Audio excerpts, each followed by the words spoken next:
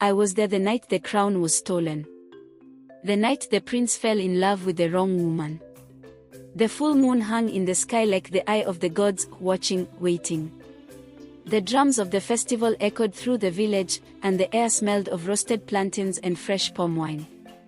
The people danced, their laughter rising into the night. But not everyone was celebrating. In the darkness of the royal hut, a secret meeting was taking place. And when the sun rose, the kingdom of Ibam would never be the same. Prince Edara was never supposed to marry for love. The beaded crown of Ibam, the sacred heirloom passed down through generations, was enchanted.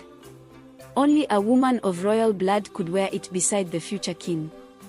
Any other bride would bring disaster. But Edara did not care.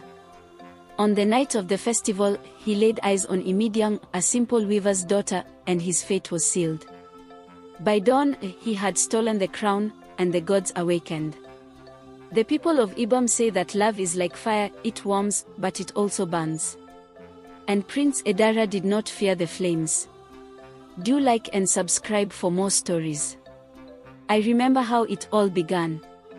The festival of ancestral spirits was the grandest night of the year. The village square was alive with flickering oil lamps, the dancers moving like spirits themselves. Women wore bright wrappers of red and gold, their waists adorned with jingling beads.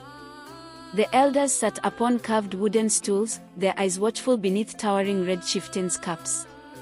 Prince Edara was meant to choose a bride that night. The daughters of noblemen paraded before him, their mothers whispering prayers, their fathers watching with pride. But Edara barely looked at them. Because his eyes had already found Imidiang. She was not like the others. She moved like water, graceful but untamed. Her skin glowed beneath the firelight, her braids adorned with tiny cowrie shells. And when their eyes met, I swear, even the drums stopped for a moment. It was dangerous. But it was already too late. That night, Edara made his decision. But his father, King Ekanam, refused. "You will not marry a girl who is not of royal blood," he thundered. The golden beads on his ceremonial robe shook with his anger. "The crown is bound to our ancestors. Do not defy them." But Edara laughed. "The gods do not rule me, father." And so, when the village slept, Edara did the unthinkable. He crept into the royal hut, where the beaded crown of Ibam sat upon an altar. The glow of an oil lamp flickered over its polished surface. The crown had been worn by his ancestors for generations. Only a chosen queen could wear it. Only a woman of noble blood. Edara lifted the crown. He placed it upon Imidiang's head. And the wind changed. The torches in the village square blew out. The earth trembled beneath our feet. And from the shrine of the ancestors, a scream split the night. By morning, the village was in chaos. The wells had dried. The river, once clear as glass, had turned as black as ink. The market women spoke in whispers. And Imidiang fell sick. Her skin grew cold, her eyes distant, as if something inside her was being drained away. The crown that had once glowed now looked dull upon her head. The diviner, Yana Okara, was summoned. Her old eyes saw what the rest of us could not.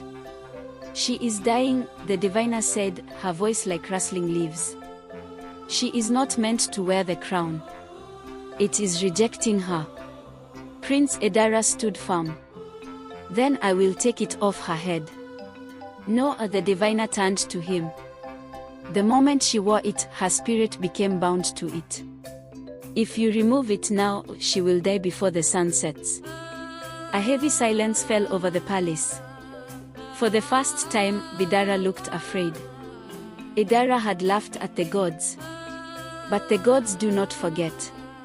His only choice was to return the crown to the altar, to beg the ancestors for mercy. But there was a cost. Like and subscribe to get notification on the interesting update on other stories. To break the curse, he must make a sacrifice. And the gods were clear. A life must be given in place of a life. Either Prince Edara or Imidiong. That evening, the prince stood before the altar, the golden glow of the setting sun washing over him. His mother, Queen Ikait, wept silently. His father, King Ekanam, said nothing. And Imidiong lay weak in the corner, her breath shallow.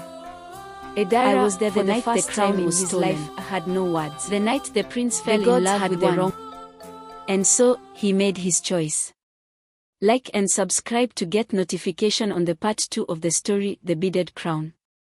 The night the prince made his choice, the air in the village was different. It was thick, heavy. Even the wind refused to move. Inside the sacred shrine, the fire flickered weakly, casting shadows on the wooden masks of the ancestors. The diviner's voice was called, final. A life must be given for a life. Prince Edara's face was pale. His hands trembled at his sides. For the first time in his life, he looked small, as if the weight of his own choices had finally crushed him. Imidiong lay on the ground, her breath slow, her body cold. She was fading, slipping away. The cast crown, once golden and brilliant, now looked like a dull piece of stone upon her head. The gods were watching. Waiting.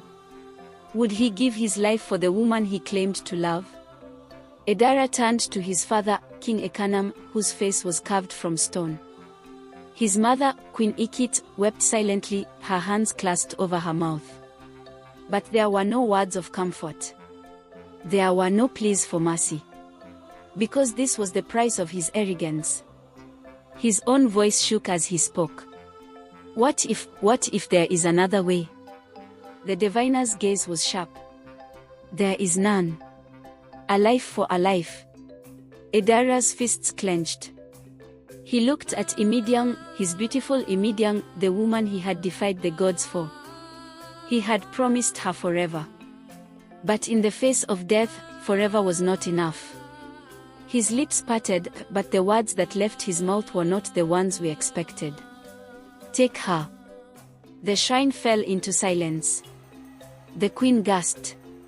The king turned away. And the diviner only closed her eyes as if she had known all along. The gods had given him a choice. And he had chosen himself. The moment the words left his mouth, the fire in the shrine roared to life. The torches blazed blue. The earth trembled beneath us.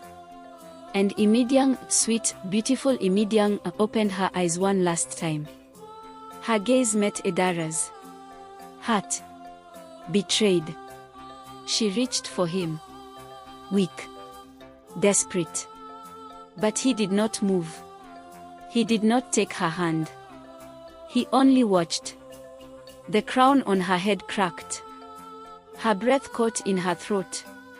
And in a single moment, with one final, broken whisper of his name, she was gone.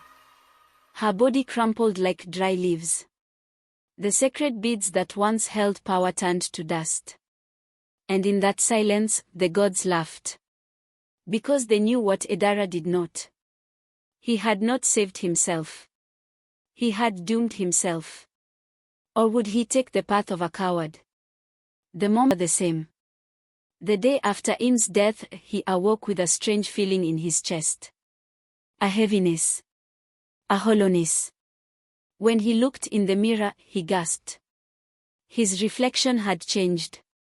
His once bright skin had lost its warmth. His eyes, once full of life, were dull and empty. The gods had taken something from him. Not his life. But his spirit. No woman would ever love him again.